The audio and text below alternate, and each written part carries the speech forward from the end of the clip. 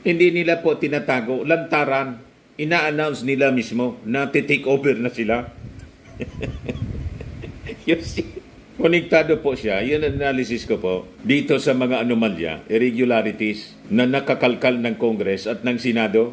Kasi pag sila ay naka-take over po, sa kanilang paniwala, mapipigil nila yung pagsingaw.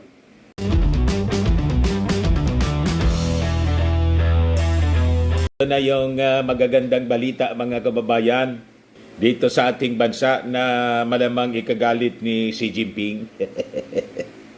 Bakit niya, Mr. Maravillas?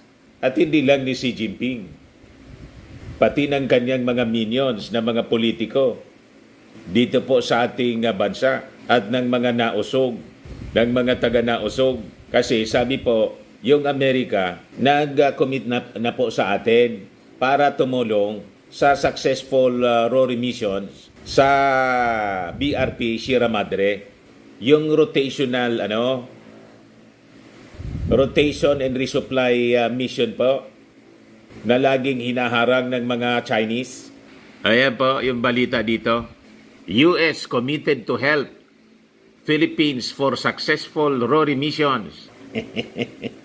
O diba, mga kababayan? Patagumpay yung ating engagement with American officials. Ito pa, Accord sets up hotline for Sino-Philippine President. May agreement na po para lagi lang bukas yung linya ng Pangulong Bongbong Marcos at saka ni Xi Jinping. Kaya yung mga propaganda po ng mga nausog na gusto nating makipag-away sa China, basag na basag po. Walang ganun po, mga kababayan. Gusto natin peaceful lang tayo rito. Gugustuhin ba yun ng ating Pangulo na yung ating First Lady Liza Marcos, isa na pong Vice Admiral na. Vice Admiral na po si First Lady Liza Marcos ng Philippine Coast Guard. Paano makipag-away tayo? Ilalagay ba ng ating Pangulong Bongbong Marcos yung kanyang First Lady sa problema? Vice Admiral na po. Laloan niya, Mr. Maravillas, na uusog yung mga nausog nito. Ayan po, oath-taking ceremony as Auxiliary Vice Admiral of the Philippine Coast Guard Auxiliary Executive Squadron. Yan, ginawa po sa BRP Gabriela Silang, South Harbor, Manila, July 16, 2024. Yan po si First Lady. Anong makipag-away tayo sa China? Tama ba? Pero ito yung mga medyo masasamang balita. Sabi dyan, pag masamang balita, galing Davao po. Tip of the iceberg. Senators alarmed over NBI's discovery of 1,200 fake birth certificates in Davao del Sur. Kita na ninyo mga kababayan. Kala ko 200 fake birth certificates. 1,200 daw. Talaga niya, Mr. Maravillas. Pag masamang balita, galing Davao. Pagaling sa Palasyo Malacanang po, magagandang balita. Pagaling sa Davao, ay, masamang balita po. Ito pa, one big happy family. Ponteveros digs deep into Rode Duterte's alleged link to illegal pogos via Michael Yang. Sabi ko sa inyo, pagaling Davao po. Pag ang balita galing Davao, masasamang balita. Nakita na ninyo ang pagkakaiba. Kaya importante, walang galing sa Davao po ang dapat makabalik sa posisyon. Kasi ang dala po, sumpa. Ang dala sa ating bansa ay sumpa. Tama po?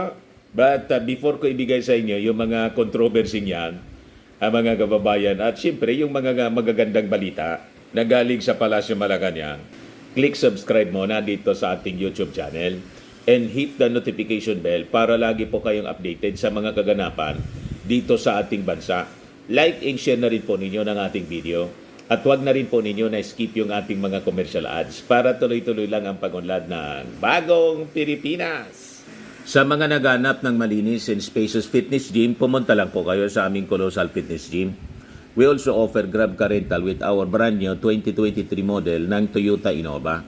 We also accept booking for those who are planning to travel via PAL, Cebu Pacific and other airline companies, local and international, and bills payment for Meralco bills, PLDT, Aleco bills, etc. Ang Colossal Fitness Gym is located at 3rd floor Security Bank Building, Lanco Business Park, Legazpi City, Albay.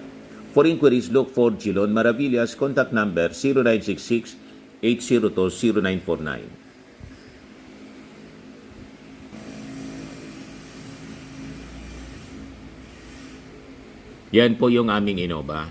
Lagi na pong matao sa amin.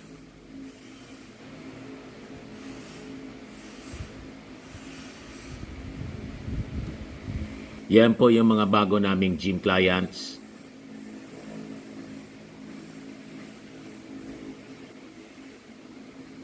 Pati mga foreigners po. British tourist po sila. Ito naman po Indian national.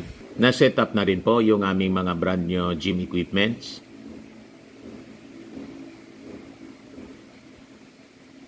May treadmill na rin po kami.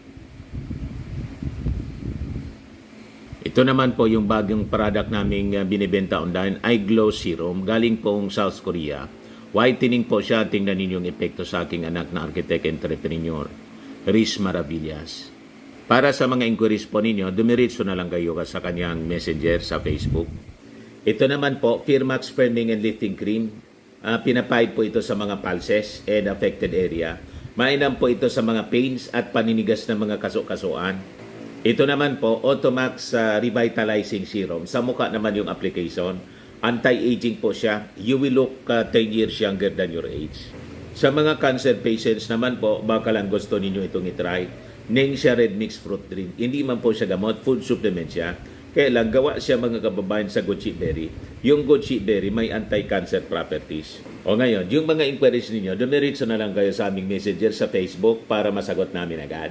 Ayos pa? Ayos na ayos yan, Mr. Maravillas. So, balikan natin mga kababayan yung ating mga kwento. Dito muna tayo sa mga magagandang balita. Tutulungan na po tayo ng Amerika. Ito yung gusto natin talaga para hindi na tayo po istorbohin ng China. Kasi po, ang ugali ng China, pag nakikita nila na mahina, ibubuli nila. Pero pag nakita nilang palaban tayo at may backup tayong malakas, magdadalawang isip po sila. Kasi po, ang mga Chinese, mga duwag niya, mahilig lang po mahilig lang po mambuli, mag-flex ng mga muscles po. Pag nagpasindak po kayo, ang sinusundan po nila yung Sun Tzu, Art of War. Sun Tzu, Art of War. Ganon ang strategy po. Tingnan ninyo po yung Indonesia.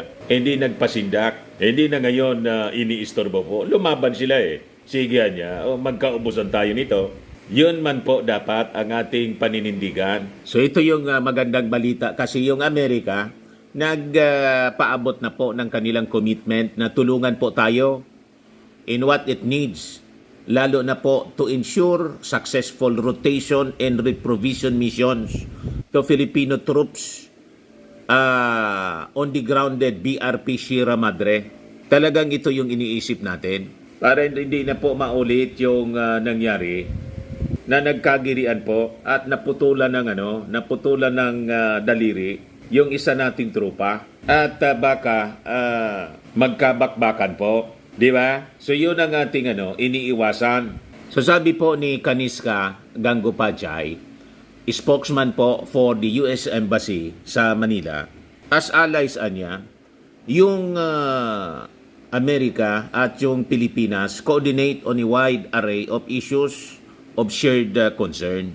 Pero sabi niya, I'm not going to get into the details of diplomatic discussions. Pero sabi po ng Philippine Navy na iniisip nila na gumamit ng American Unmanned Aircraft System to carry out pre-supply missions sa Ayungin Shoal para hindi na po ma-avoid yung harassment na ginagawa ng mga Chinese Maritime Forces. Madaling sabi, gagamit na ng drone. So yun yung iniisip na strategy. Siguro naman po, pag drone na yun ginamit sa RORI mission, alangan naman pasabugin yung drone. Di ba? Pag binakbakan yun, yun na ang simula. Kasi siyempre gagamit sila ng armas. So that will be a declaration of war na yun din po ang ina-avoid ng China. So magandang strategy, although hindi man po dinidiskusyon ng Amerika. Pero yung ating Philippine Navy ay siyang nagsabi. Sa press conference, sinabi ni Rear Admiral Roy Vincent Trinidad, spokesman ng Philippine Navy for the West Philippine Sea.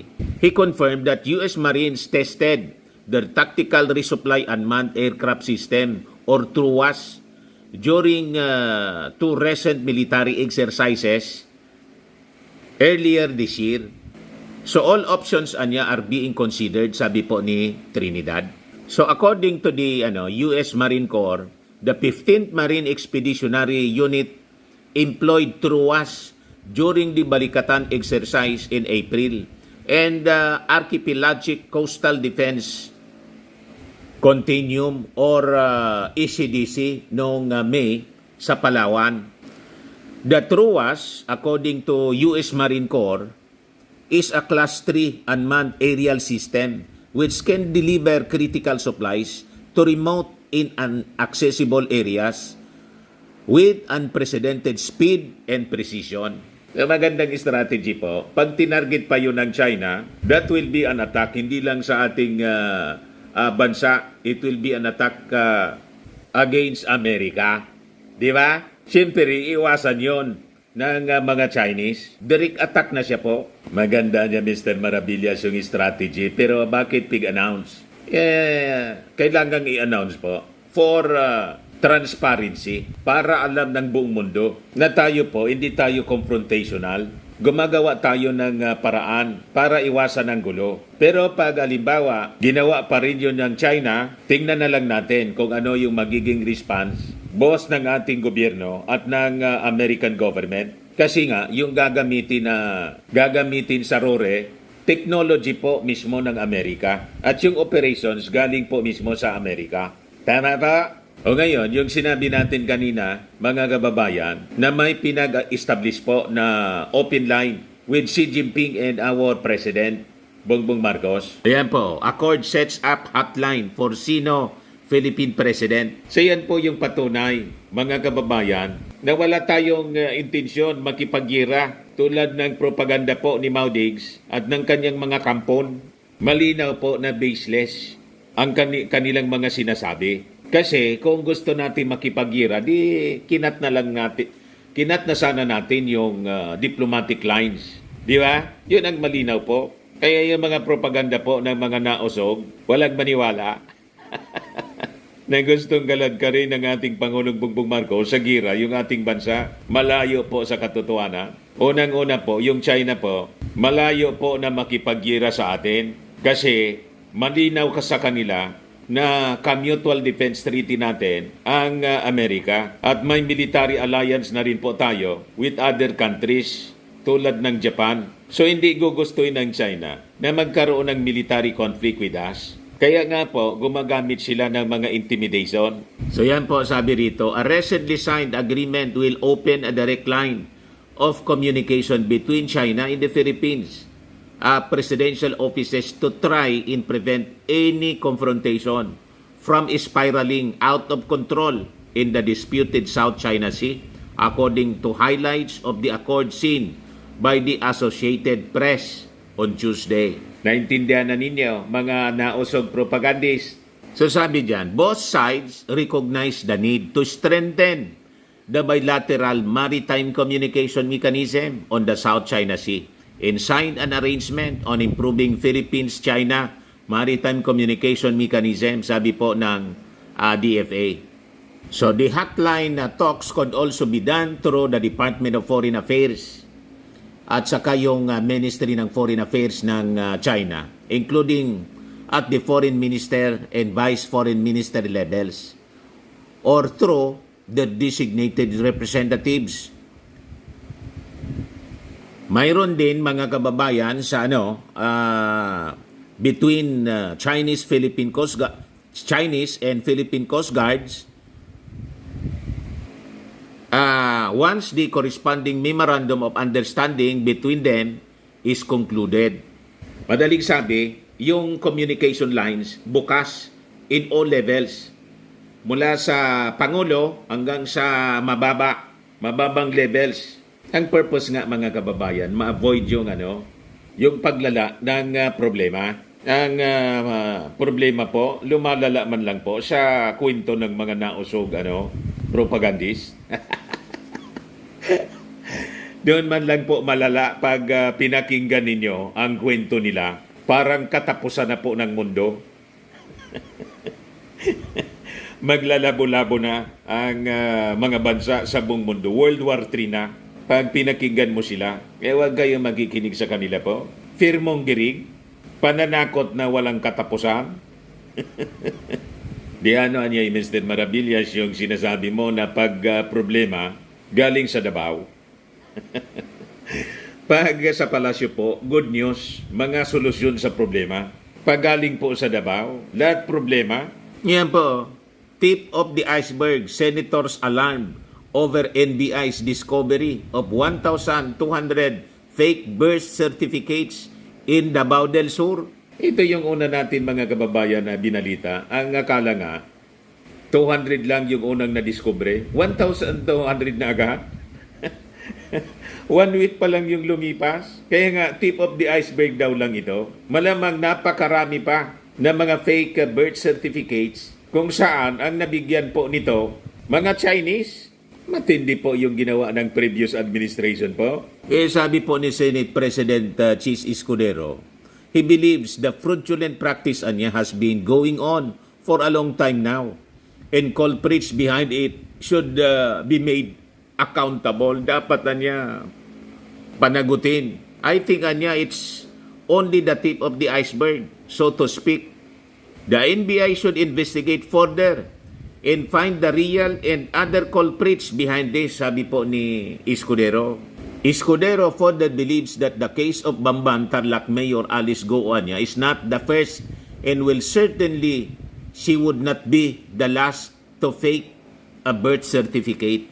Nakita ninyo mga kababayan, at ngayon si Sherwin Gatchalian, Senator Sherwin Gatchalian, nagsabi na may mga death threats na daw siya dahil sa pinuporso niyang investigasyon sa mga pogo involving Alice Goo.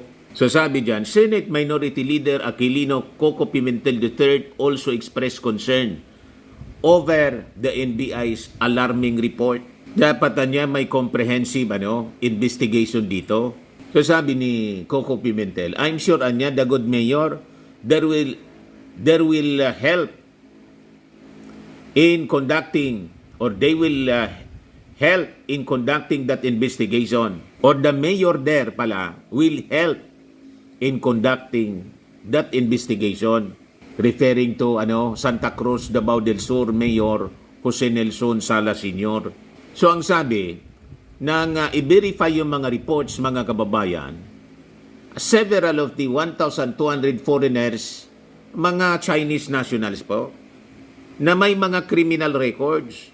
Si Senator Risa Ontiveros na siyang nangunguna po sa Senate investigation into the crimes linked to Pogos, expressed her dismay at the revelation, particularly the involvement of Bamban Mayor Alice Goo, who allegedly a Chinese national named Go Huaping. So sabi po niya, tigilan na ang pagkakalkal sa ating mga pagkakalakal pala. Tigilan na ang pagkakalakal sa ating pagka-Pilipino. Ang ating pagkakakilanlan o identity ay hindi pwedeng bilhin o ibenta. Uncovering thousands of fake identities niya is a clear threat to public order and national security. We at the Senate will continue to look into this alarming trend. Tanong niya, sino ang mga nagkukonsinti nito? Sino ang mga kasabwat o protektor? Sa Davao del Sur lang ba ito nangyayari o sa buong Pilipinas? We must crack down on Filipinos who have made this possible. Walang mabuting kahihinatnan ang pagpapanggap. Si Senator Sherwin Gatchalian meanwhile said, he has filed a resolution seeking a Senate probe into the matter, saying he heard of reports that the falsified birth certificates were obtained for an average fee of 300,000 pesos each. Ginawang negosyo po, mga kababayan, matindi. O ngayon, sa involvement mga kababayan ni Maudigs, ito yung sabi dito sa Politico News, one big happy farmalian niya.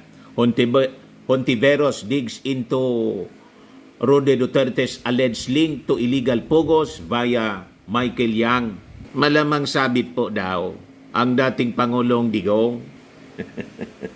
Nagkasabit-sabit na niya, Mr. Maravilla. Ako po, ito ang analysis ko. Pwedeng magkamali ako, pero the possibility na yung analysis ko ay tama, ay napakataas. Ito yung rason kung bakit nag-announce na si Inday na inappoint niya na daw yung kanyang sarili as designated survivor.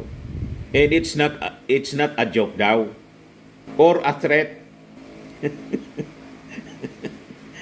Nagsabi niya po, hindi man niya yan joke or threat. Kahit yung mga supporters niya, yan ang sinasabi. At may mga post pa sila na change niya is coming.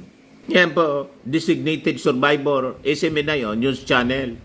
Kahapon ito, designated survivor, change is coming. Hindi nila po tinatago, lantaran.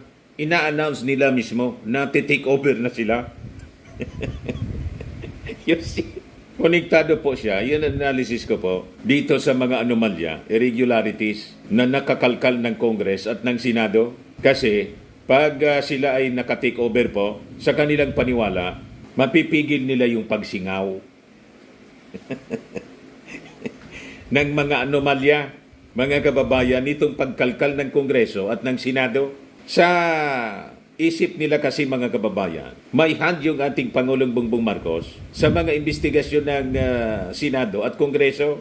Di ano niya, Mr. Maravillas, tingin mo may hand talaga yung Pangulo? Separate man po ang Congress, tapos yung Senado. Hindi man yan po hawak ng executive. Kahit tanong administrasyon po, lalo ang mga nag-initiate po ng investigasyon, halimbawa sa Senado po, dito sa Pogo, hindi man po kalyado ng ating Pangulong Bongbong.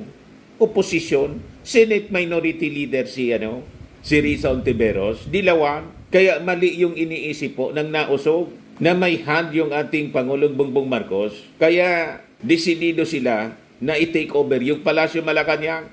Naka-announce po Designated survivor, change is coming. At hindi daw yan joke. Yan po. Siya mismo nagsabi na ako ng rason. Akala nila joke o bomb threat. Hindi na ako magpapaliwanag pa. Vice President and self-appointed designated survivor when asked why she would not attend President Ferdinand Marcos Jr. 3rd SONA, July 15, 2024. Naka-announce po ang kanilang intensyon. O, di ba, mga kababayan? Matindi talaga niya, Mr. Maravillas. Talagang matindi po. So, yun ang ating mga analysis. Tingin ninyo po, mga kababayan, tama yung ating mga basa po sa mga kaganapan. Sa issue naman po ni Pacquiao, wala man po na kinalaman dyan yung ating Pangulo. The same thing. Pati yung issue sa ICC po, wala man dyan influence yung ating Pangulong Bongbong Marcos. Ang lahat ng ito, kagagawa nila mismo. Yung problema ni Pacquiao, consequence ng kanyang mga ginawa. Sa ICC, ganun din po. So anong kinalaman ng Palasyo Malacanang dyan? Yung warrant of arrest ni Pacquiao, husgado yung may gawa noon. Kasi pinailan po siya ng kaso, mga pribadong complainants po, yung mga naagrabyado ni Pacquiao. In like manner, yung sa ICC, ganun din po. Mga pribadong complainants po, against sa Maudigs. Kaya lang, ang lahat ng ito, ibinibintang sa ating Pangulong Bongbong Marcos na siya yung brain. Malayo po sa katotohanan. Ang ating Pangulong Bongbong Marcos, busy sa pagpaangat ng bagong Pilipinas. Busy siya sa kanyang trabaho. Hindi nga po nangingialam dito sa mga controversy ito. So going back dito sa sinabi ni Risa Hontiveros, sabi dito sa balita ng Politico News, Senator Risa Hontiveros vowed to connect the dots that would link former President Rodrigo Duterte and his economic advisor Michael Yang to the illegal activities of the Pogos which flourished during his administration. Titingnan natin kung maikokonekta natin o hindi ang mga susunod na dots kay Duterte. Ngayon, lumilitaw ulit yung pangalan ni Duterte, at least in connection sa pangalan ni Michael Yang, na lumitaw na sa mga panimulang ebidensyang nakuha namin. Ay talagang posible may connection din dito sa mga pogo na to, sabi po ni Hontivero sa kanyang press briefing. Aalamin po namin yon as the investigation continues. Explaining Duterte's connection, Hontiveros pointed to the 90 bank accounts ordered frozen by the AMLAC, 36 of which belong to suspended Bamban Mayor Alice Goo, and 2 are under the name of Hong Jiangyang. Sabi po niya, Hong Jiangyang is the brother of Michael Yang, who is also being investigated at the House of Representatives for alleged drug links. Dagdag pa niya that Hong Jiangyang has bank transactions with Goo's real estate firm, Baofu Land Development, which leased its 10-hectare property to Pogo Hub Sunuan Technology, which was raided by authorities for scams and human trafficking noong Marso. Yun mga kababayan ang mga lumitaw sa investigasyon. Ang kumpanya niya ni Alice Goo, ang Baofu, ay may direktang transaksyon sa joint account ng 2 tao. Ang isa si Yu Xingkan, na incorporator ng Hongxing Gaming Technology. Ang Pogo na ni-raid sa Bamban Tarlac. Ang kasama niya sa account ay isang nagngangalang Hong Jiangyang, sabi ni Hontiveros. Sino niya itong si Hong Jiangyang? Kapatid po siya ni Michael Yang. Yes, the same Michael Yang na dating economic advisor kuno ni Duterte. In short, the money of Michael Yang's brother was used to fund Hongsheng, the raided Bamban Pogo. Paliwanag mga kababayan ni Hontiveros. Ngayon, si Hong Jiangyang is also director in his brother Michael Yang's Philippine Fullwind group of companies, where another cohort, Gerald Cruz, sits as corporate secretary niya. Si Cruz is also corporate secretary in Yang's Farmally Biological Company. Kaya sabi po ni Hontiveros, mukhang one big happy Farmally niya pala itong mga Pogo at Farmally members. Baka nga itong Farmally pala ang farm na kinalakihan ni Alice Goo. Ganon ang koneksyon. O ngayon, maintindihan na natin mga kababayan kung bakit sa isang picture na lumabas sa social media, nandun si Alice Goo sa bahay po ni Digong sa Davao City. Di ba? Ayan po, mga kababayan, na-discover na magpa-selfie-selfie, mag-live si Bongo, nakita yung picture, parehasa niya. Bahay pala niya ito ni Digong. O ito si Digong, si Alice Goo. Magbabarkada pala sila.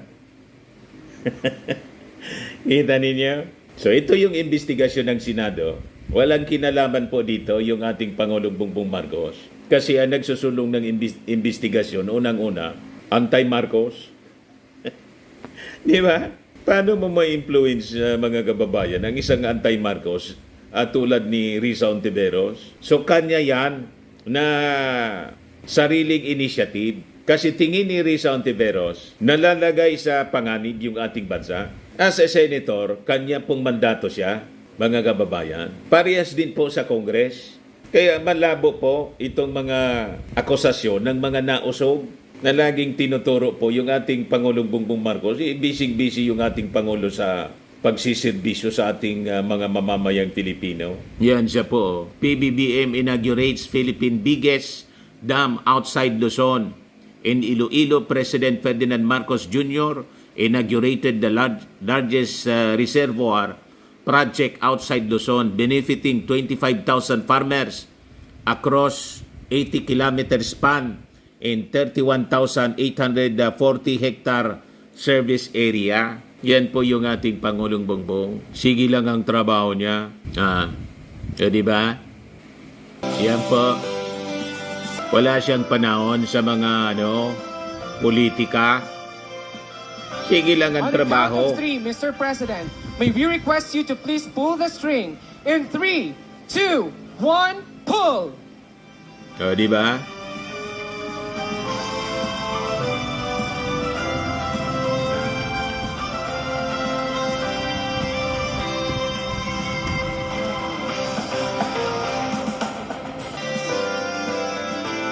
Yan po, mga kababayan. Napakaganda.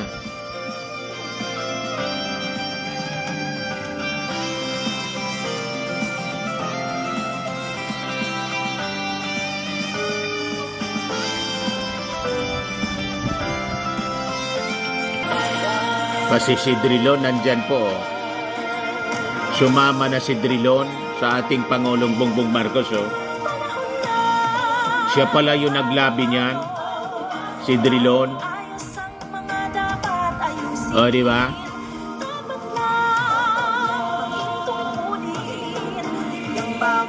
Si Drilon,